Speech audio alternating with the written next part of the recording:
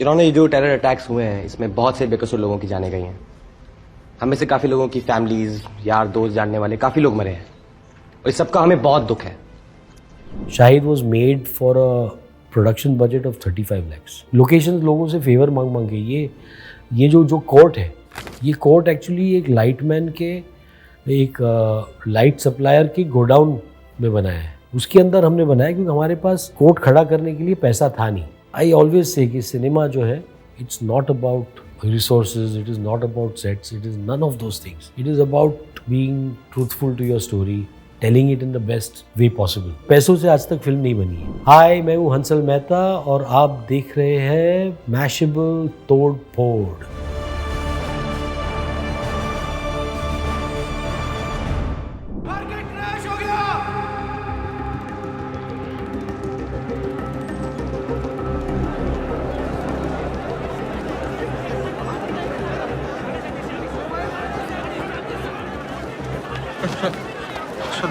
अपने 10 लाख घुस गए भाई। किसी ने आधे घंटे में पूरा गेम बदल दिया। ये सीन मतलब ये पहले एपिसोड का, ये पहला हर्षद का पहला फॉल था एक्चुअली, कि एक छोटा सा राइज हुआ, उसके बाद फॉल हुआ। It tells you little bit about the character that वो ऐसे फॉल से कभी घबराया नहीं। वो रिस्क, और जैसे इससे पहले ही उसने लाइन बोली थी उन लोगों को कि मतलब ये आप लोग टाटा पे लगाओ, तो वो लोग बोलते हैं आप मतलब इधर उधर लगाते हो, हम लोग को बोलते हो टाटा पे लगाओ। बोलते हैं कि वो हर everybody does not have that appetite for risk. वो it tells you little bit about his character कि वो you need an appetite for risk. ये जो एपेटाइट फॉर रिस्क जो है, ये कॉन्सेप्ट, ये टर्मिनोलॉजी एक्चुअली हर्षद मेहता से ओरिजिनेट हुई है according to many people who are in the market, कि ये एपेटाइट होना चाहिए आपका। तो वो दैट वाज द कि वो उससे पहले वो लोगों को वही बता रहा है, एंड मतलब सडनली मार्केट क्रैश हुआ है, वो आता है, वो आप देखते हो कि वो फ्लस्टर्ड नहीं है उतना, वो थोड़ा बहुत पूछ लेता है कि कैसे, उसका भाई बड़ा परेशान है। सो ये थोड़ा एक सेटअप भी है कि कैरेक्टर्स, जो भाई है कॉशियस है और हर्षद जो है थोड़ा फ्लैम्बॉयंट है, रिस्क टेकर है। तो नई गाड़ी खरीदी है उसने, तो नई प्रीमियर पद्मिनी, खूबसूरत ब्लू कलर की प्रीमियर पद्मिनी खरीदी है। वो गाड़ी प्रोक्योर करना, उस गाड़ी को चलाना मतलब अपने आप में एक टास्क था। वो गाड़ी बार बार बंद पड़ रही थी। एक तो ये वर्ल्ड को रिक्रिएट करना अपने आप में मतलब बहुत बड़ा चैलेंज था कि मोबाइल्स नहीं थे। लाइक एक था, I refuse, like they kept giving me other options, क्योंकि BSE was not giving the space. वो मना कर रहे थे कि हम नहीं दे सकते। लेकिन हम लोग दूसरे स्पेसेस आई सेड कि एक्सप्लोर करते दूसरे स्पेसेस जो वो create this same kind of feeling. Finally नहीं मिले तो बीएसई में I had to actually go and speak to the chairperson of the Bombay stock exchange. उनसे बात करके रिक्वेस्ट करना पड़ा, कुछ करके मान गए वो लोग, एंड आई डोंट थिंक दोबारा कभी किसी को देंगे। लेकिन उसमें ना उधर बहुत सारे पुराने ब्रोकर्स की ऑफिसेज है वहाँ, एंड वन और two of them were actually advising us on कि उस वक्त कैसे होता था। अभी तो सारा इलेक्ट्रॉनिक है ट्रेडिंग, अभी कोई मतलब इस तरह का ट्रेडिंग होता नहीं है। उन्होंने बहुत हेल्प किया था, ये सारे जितने साइन लैंग्वेजेस ये सब जो ब्रोकर्स कर रहे हैं, ये खरीदा, लिया, दिया, ये सारा लैंग्वेज, साइन लैंग्वेज वगैरह उन्होंने हमको बताया था। ट्रेडिंग कैसे होता है, कैसे लोग हिसाब करते हैं। इट वाज लाइक क्रेजी कि किस तरह से करोड़ों रुपये का हिसाब किताब इस तरह से इस केओस में होता है, almost like a fish market.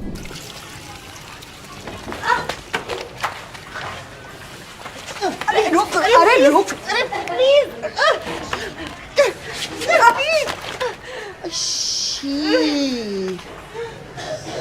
So in this scene, and through her journey in jail, soap became a metaphor for freedom. I mean, that's how it was written by Mrunmayee, who's my co-creator on the show. So that soap was a metaphor for her freedom. All she wanted was a bar of soap to have a clean bath. So I added to it, in this particular scene when she first goes in, we were wondering what to do. The scene was that they take away her soap. So when we went to this space, the jail where we were shooting, we realized that there was a possibility of making this jail a more operatic space, to take the realism one notch higher, the dramatization, to take it one notch higher. And I wanted to do that, I wanted to create this sort of world that felt slightly more melodramatic than it would be, So I said, what happens is, if she goes in and if they just drop the soap, I said, put some shit there. So the art department actually had to create with clay all the shit. It looked terrible. I mean, we saw it and it looked terrible. They made very believable, shit out of clay. Yeah, it looks disgusting. At the same time, it's not, in another film, like in Sanju, it gets so graphic that it's yellow in color and all that. So it was done with a particular intention there. So here we wanted it to feel slightly more real, little more awful. And then you don't see her struggling to take it out. You see her wanting to throw up, and through the closed door. So you sort of imagine what you're going to do. There's a cinematic moment where you hear the sound and you see her, little bit of her outline from behind the door. So it was this taking away of her freedom. This is her first time. You see her for the first time in the bathroom. Is that, her being stripped bit by bit of her freedom. Before that, she's been through a strip search. She's already been violated. And now she's being stripped of her freedom. So that strip search was a tough scene because she actually stripped. So we had an intimacy coordinator there who took her through the sequence.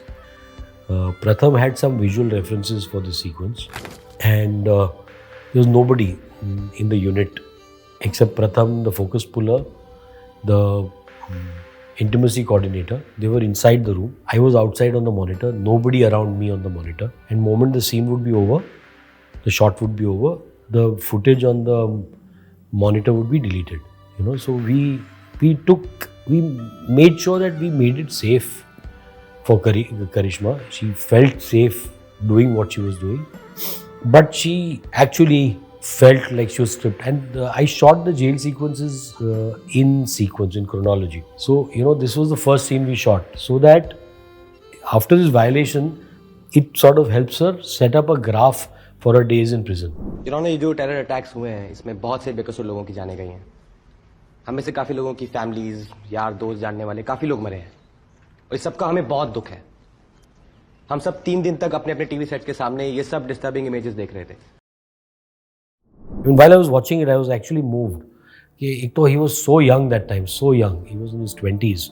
And his voice also has that childlike quality to it. And yet, there's so much honesty. There's such honesty in the way he has performed that there's not even an ounce of pretense. He's not pretending to perform. He's not pretending to act. He has done nothing. And yet he's doing so much. There's so much of an internal turmoil that his character's entire internal turmoil is coming out through this one speech, because Shahid himself was a victim like the person he's defending. He had been through a similar incarceration and he's defending somebody like himself. So his own inner turmoil, anger, you can see it channelized towards helping such people like him. So you're seeing that, and it's being done with such grace, with such beauty. And this scene was chosen because this is a real case. Shahid was killed while defending this person called Fahim Ansari. This was the case. This was the last case that he fought. Before the case was finally heard, and judgments were given, Shahid was murdered. And so it was a significant case. That is why in the film we had to choose carefully. His first case, one case in between, and one last case. We had to choose to represent the character he was. We had to choose those cases, and it was just magical the way Rajkumar. We went to court. We saw how things were happening, but we went to a civil court. Even now, I tell Raj that magic like this happens. We don't do it. हमने कुछ नहीं किया. We just were there at that moment. These things happened. Shahid was made for a production budget of 35 lakhs. और हमारी unit 10 लोगों की थी. तो हम जितना भी शूट करते ज़्यादा खर्च हो नहीं रहा था. 15-20 हज़ार रुपया खर्चा होता था. लोकेशन लोगों से फेवर मांग के. ये जो कोर्ट है, ये कोर्ट एक्चुअली एक लाइटमैन के, एक लाइट सप्लायर के गोडाउन में बनाया है. उसके अंदर हमने बनाया क्योंकि हमारे पास कोर्ट खड़ा करने के लिए पैसा था नहीं, तो हमने वो स्ट्रक्चर यूज़ किया है। सिर्फ वो जो जज का प्लेटफॉर्म हमने एक बिल्ड किया था प्लाईवुड से, एंड वो जो मतलब दो चीज़ें हमने, जो एक बैरियर है पीछे जहाँ से जहाँ प्रेस देखती है, वो टाडा कोर्ट टाइप का है, तो वहाँ प्रेस पीछे खड़ी रहती है, press and public stand behind and lawyers stand on the other side, क्योंकि ये सारे जो है टेरर एक्यूज है, तो they are, and terror accused एक क्रिएटिव लिबर्टी थी, वो कैसे रखे जाते हैं, वो नॉर्मली बाहर खड़े रहते हैं, बट हमने उनको एक केज में बंद कर दिया। So that how people who are arrested under such acts, जैसे ताड़ा है, यूएपीए है, मकोका है, ऐसे एक्ट्स में लोगों को बड़े, they are pronounced guilty before they get a chance to prove themselves in otherwise. I always say कि सिनेमा जो है, it's not about resources, it is not about sets, it is none of those things. It is about being truthful to your story, telling it in the best way possible. Resources से, पैसों से आज तक film नहीं बनी है, क्योंकि हमने इस फिल्म में सोचा ही नहीं कि कौन से कैमरा से शूट कर रहे हैं। कभी कैनन 5D होता था, कभी रेड MX करके था, वो था, कभी तो रेड 1 आता था, कभी किसी ने एलेक्सा भी भेज दिया, तो मतलब, और हमने कभी सोचा नहीं कि कौन सा कैमरा, क्या लेंस आ रहा है, जो भी आ रहा है उसके साथ शूट कर लो। तो वो मतलब मेरा जो DOP था अनुज धवन, आज बहुत बड़ा डायरेक्टर ऑफ फोटोग्राफी बन गया, उसकी पहली फिल्म थी, उसने भी वो चैलेंज उठाया कि ठीक है सर, इसमें करते हैं। तो ये कोर्ट रूम सीन्स के अंदर कोई दूसरी लाइट लगी ही नहीं है, लाइट थी नहीं, तो जितने ट्यूबलाइट्स लगे उसी से शूट किए, there is no extra light कि फेस को लाइट दो, ये करो, वो करो। मतलब हमारे पास ना वो लाइट्स थी, ना जगह थी, ना हमारे पास ना जनरेटर था, ना मेकअप वैन था, ना मेकअप रूम्स थे।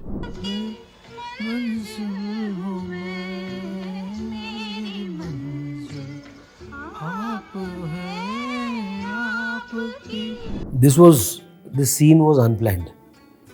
It was not in the script. It was in the script, but in a different way in the second half of the film. It's a sequence where Manoj is getting ready to leave for somewhere and this song is playing in the background. तो हमारे पास थोड़ा वक्त बचा था उस दिन shooting का. So my son, who was my associate director on the film, he said कि ये कर लेते हैं. We have time, let's finish this. तो I said ठीक है. I spoke to the DOP Satyanarayan Nagpal. वो very मतलब पेंटर है वो. As he paints with light. So I spoke to him. He said कि सर, मनोज से भी बात की इसके बारे में. मनोज सेड कि मैं विस्की, शाम को ना मैं विस्की पीऊँगा एंड ये बर्फ़ डालूँगा, ये सारी चीज़ें मैं करना चाहता हूँ. एंड सत्या सेड कि सर ये शॉट हम मिरर के थ्रू लेते हैं. So if you see the shot begins with this reflection in the mirror, Manoj सुनते हुए कि लेट्स टेक दिस. तो उसने कैमरा सेट कर दिया मिरर पे एंड वो उसके बाद लाइटिंग पे काफ़ी टाइम लगता था. यू लाइट अप, ये फिल्म मतलब उस तरह से बनी है. It's been crafted that way. Light up होता था, फ्रेम्स बनते थे. तो फ्रेम पहले बनता था, फिर एक्टर उस ब्लॉक में आके फिट होता था. बिकॉज वो it was a marriage of visual grammar and performative grammar. फिर मनोज ने पूछा यार गाना कौन सा लगाएगा. I had read a book of poetry by professor Siras called Paya Khali Hirval, means the grass beneath my feet. In that book there were lots of his Marathi poems. उसमें one poem was dedicated to Lata Mangeshkar on her 60th or 70th birthday. And they were childlike. मतलब उसका fandom, उसकी सारी poetry भूल जाता था लता जी के बारे में लिखते time. It was that, devotion to Lata Mangeshkar that Professor Siras had. तो we felt कि ये जो एक aspect है उसका, I think we should use that in the film. तो I chose this song. This is one of my favorite Lata Mangeshkar songs. She is also perhaps my most favorite singer. तो Lata Mangeshkar and the composer Madan Mohan. तो I said मैं ये गाना बजाता हूँ. तो मनु ने बोला ठीक है तू बजा देना गाना, मैं रिएक्ट करूँगा. सत्या ने लाइट अप किया था, मनोज बैठ गया, उधर विस्की का ग्लास आइस हमने रख दिया, गाना चालू किया. एंड वो सपोज टू बी 20-30 सेकंड का शॉट होना था. मैंने बोला चलने देते जब तक चल रहा है, डिजिटल है, फिल्म थोड़ी रन हो रही है. तो हमने चालू किया and we started shooting. And Manoj ने मतलब वो गाने में घुल गया, started humming along with the song. हमने जब देखा मतलब वो 6.5 मिनट का गाना है. उस वक्त 3 अंतरे होते थे गानों में. तो तीनों के तीनों अंतरे हमने शूट कर लिए और मिरर में ही. कैमरा ऐसे ही स्टैटिक रखा हुआ है मिरर में. तो लिटरली जब कट बोला और जब सत्या टर्न हुआ मेरी तरफ, तो ये टीयर्स इन हिज आइज, कि sir this beautiful, we need to take a close up now. तो वहाँ से ये इस सीक्वेंस से जन्म लिया। मनोज ने एक गाने के ज़रिए अपने आप को, उसकी लोनलीनेस, उसके आइसोलेशन को सेटअप कर लिया था। अब सवाल ये था कि कहाँ फिट होगा ये सेक्शन, तो वो मतलब एडिट में मैंने अपू को कहा था कि ये बिगिनिंग में लगा के देखना, तो ही पुट इट। इनफैक्ट थोड़ा उस पर डिफरेंस भी हुआ था हमारा कि ही सेड कि नहीं ये थोड़ा इट इज़ स्ट्रेचिंग। स्टूडियो ने भी हमको ये भेजा था कि यार ये गाने से कोई फ़ायदा नहीं है।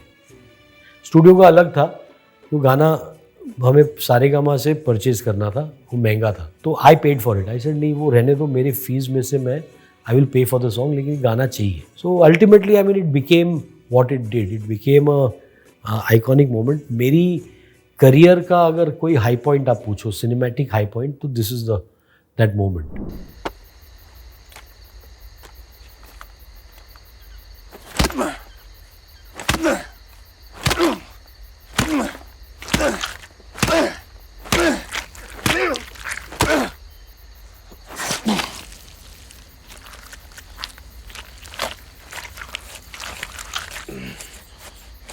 अगेन मतलब अलीगढ़ का अगर वो गाना जो है, one of the most poetic, एक सॉम्बर एक मोमेंट है, तो उसका डायगनली ऑपोजिट सीन ये है। इसमें बस वायलेंस में एक पोइट्री है, and it is again one of my cinematic high points. And ये भी अगेन एक्सीडेंटली हुआ ये सीन, इन द सेंस कि लाइट्स मंगाई थी इस सीन को शूट करने के लिए। एक्सटेंसिव एक बेसिक लाइटिंग प्लान बना था। इट्स द ओनली सीन जिसको अनुज who has shot the film, Anuj Dhawan, he wanted to light up this scene and create a certain style for this scene. But the lights that came did not work.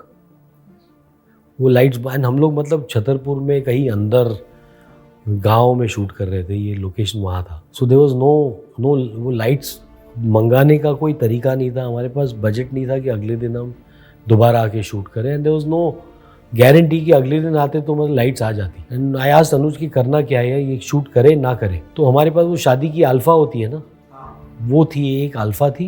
And we had, हमने मतलब किसी को market भेजा छतरपुर में, बोला कि भैया जाओ जितनी टॉर्चेस मिलती है लेके आओ। ये पूरा का पूरा सीक्वेंस टॉर्च लाइट में शूट हुआ है, जो मारता है ब्रूटली, जो थाक थाक मारता है, एंड हैकिंग एंड ऑल। तो it is done in the torches that those people were holding. और कोई लाइट थी नहीं हमारे पास, वो अल्फ़ा कहीं दूर से चल रही थी, वो भी बंद कर दी थी बाद में, क्योंकि वो बहुत, it was flaring a lot in the lens. It was, वो पूरा गंदा फ्लेयर आ रहा था लेंस में, तो वो हटा दिए। तो वो इससे भी इसके साथ शूट हुआ है। I mean it is so cinematic, the composition and the entire moment, कि आप देखते नहीं हो जिसको मतलब मार रहा है ना, उसका सर फोड़ रहा है, इज हैकिंग हिज हेड, फिर मतलब नाइफ लेता है, उसका गला काटता है। और ये सीक्वेंस मतलब मैंने कट बोला ही नहीं, Raj just went on and on and on. मतलब वो लिटरली वो जो गन थी उसका बट टूट गया। So while he was doing that, of course Timothy जो एक्टर है, Timothy slayed out and Raj was hitting a sandbag, but it was so violent. And मतलब नीचे एक आदमी सोया था जो मतलब राज पे ब्लड स्प्रे कर रहा था। एक स्प्रे था, फट फट, मतलब जैसे आपको स्कूप में बताया था कि जो आपको दिखता नहीं है वो और भी भयानक लगता है। इसमें मतलब जो मेरा एक बहुत बड़ा कोलैबोरेटर रहा है सिंस शाहिद, मंदार कुलकर्णी, मेरी सारी फिल्में उसने की है, तो मंदार का बहुत बड़ा हाथ है। जिस तरह का साउंड इसने इसमें क्रिएट किया है ना, वो एक when cuts the throat and खून का फवारा निकलता है बाहर, जो नाइफ का साउंड है गले पे लगना, वो बट सर पे लगना, ऑल दो साउंड्स मतलब मंदार हैज क्रिएटेड। एंड वो जब भाग के भी आ रहे लोग, वो जो साइलेंस है, वो silence of the night, it feels, you feel like you are in that night. वो इमर्सिव एक्सपीरियंस ना, कि हम साउंड को बहुत कम इम्पोर्टेंस देते हैं because we don't see it, but वो इमर्सिव फीलिंग विजुअल और साउंड का एक कमाल का मैरिज है। कि improvisation doesn't mean you do anything, improvisation comes from an understanding of the space, of the scene, of the moment. You have to ensure as a director improvisation also happens within the parameters of the characterization of the script, of the storytelling। तो वो actor director वो सबका मतलब एक तालमेल होता है improvisation में। तो इम्प्रोवाइजेशन को बहुत ज़्यादा मतलब हम we should not over celebrate it nor under estimate it. वो it is a improvisation comes out of preparation. Improvisation doesn't come कि मैं पहुंचा और मैंने कुछ भी कर दिया। वो इम्प्रोवाइजेशन नहीं है, दैट इज स्टुपिडिटी.